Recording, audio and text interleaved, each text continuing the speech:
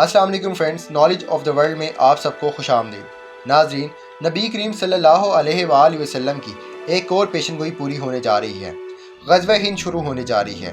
ग़ज़वा हिंद से पहले शुरू होने वाली आग तैयार हो गई है और ये आग फरमाने रसूलुल्लाह सल्लल्लाहु अलैहि वसल्लम के मुताबिक पूरे अरब ममालिक को अपनी लपेट में ले लेगी। इस आग के फैलने के बाद ग़ज़वा हिंद में मुसलमान तमाम दुनिया पर गालिब आ जाएंगे। मुल्क शाम से निकलने वाली आग कैसी होगी और इसका आलमी जंग से क्या ताल्लुक़ होगा, क्या मुसलमानों की हुकूमत यूरोप पर भी कायम हो जाएगी, ये सब हम इस वीडियो में डिस्कस करेंगे। लिहाजा इस कीमती और अहम वीडियो को आखिर तक लाजमी देखिएगा।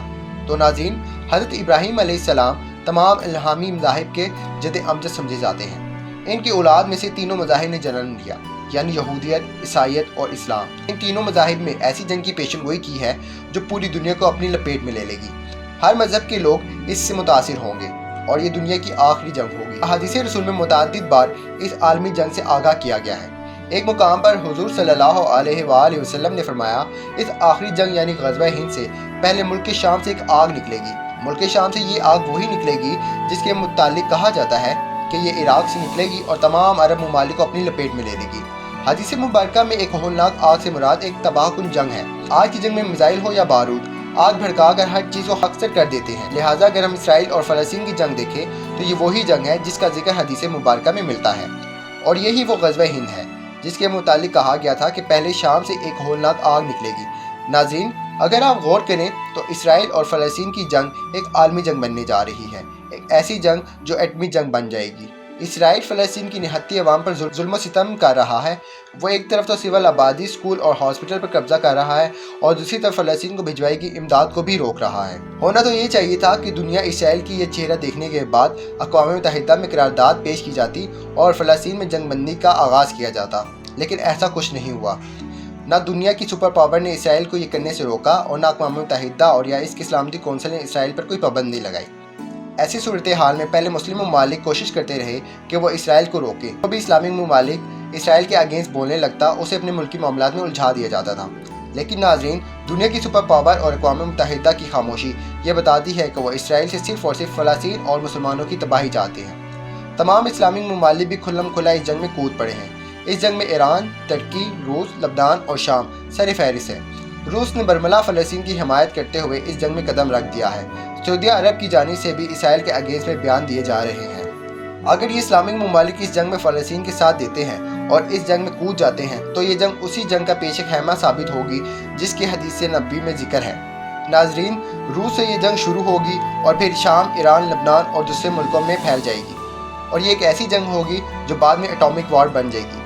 तमाम दुनिया जानती है जब अमेरिका ने हिरोशिमा और नागासाकी पर एटम बम गिराया था तो ये दोनों शहर और इसके इर्द गिर्द के इलाके खाकसर हो गए थे और इस वक्त भी ऐसी एटमी हथियारों का खदशा है।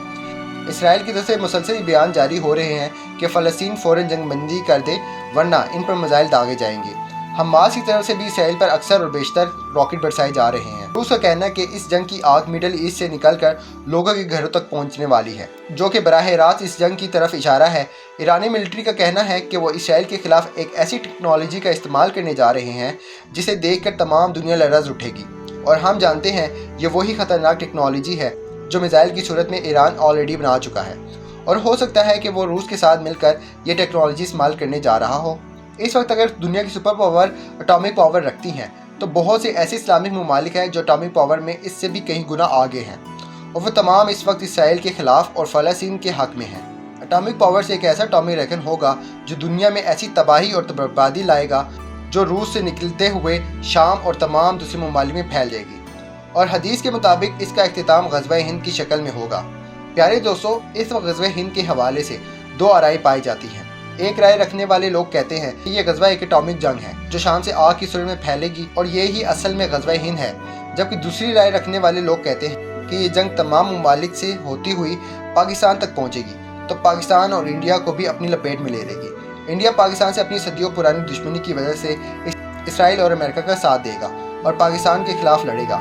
पाकिस्तान मुसलमान ममालिक और फ़लस्तीन के साथ होगा और वो उनके साथ लड़ेगा। ये दोनों ममालिक आमने सामने होंगे लेकिन हकीकत में ये इसराइल और फ़लस्तीन के साथ होंगे। इसराइल और फ़लस्तीन से शुरू होने वाली ये जंग पाकिस्तान और इंडिया पर आकर ख़त्म होगी और इस वक्त ये इतनी ज़्यादा फैल चुकी होगी कि पूरी दुनिया इसकी लपेट में आ चुकी होगी। اور اس کا اختتام پاکستان اور انڈیا کی لپیٹ میں آنے کے بعد ہوگا، اور اسی وجہ سے اسے غزوہ ہند کے نام سے پکارا جائے گا۔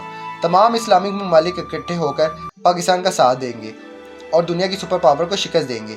یہ وہی شکست ہوگی جس کے بعد فتح مسلمانوں کا مقدر بنے گی اور تمام دنیا میں مسلمانوں کی حکومت قائم ہو جائے گی۔